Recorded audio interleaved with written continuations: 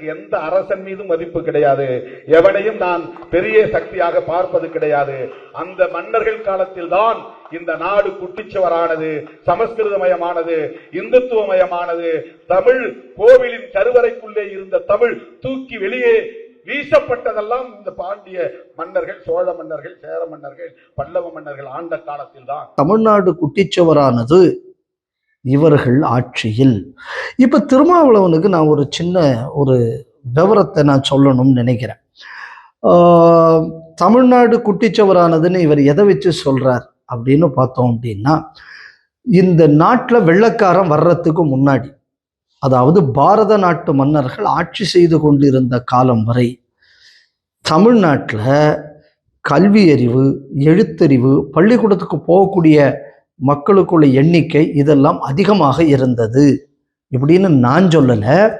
திருமாவளவன் யாருக்காக இப்போ கத்திக்கிட்டு இருக்காரோ இந்த கிறிஸ்தவ வெள்ளைக்காரனுக்குள்ள மன்றோ அறிக்கை சொல்கிறது.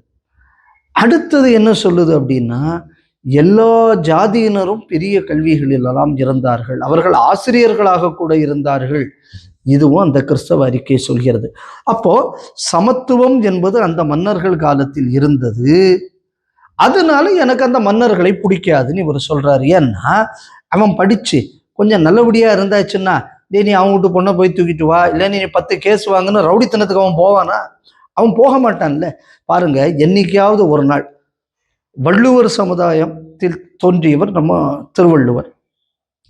திருவள்ளுவரை நாயனாராக நம்ம வழிபடக்கூடிய வழக்கம் உண்டு. அதனாலதான் நீங்க பார்த்தீங்க அப்படின்னா நம்ம மயிலாப்பூர் 63 திருவள்ளுவர் நாயனாருக்குள்ள விக்கிரகமும் போகும்.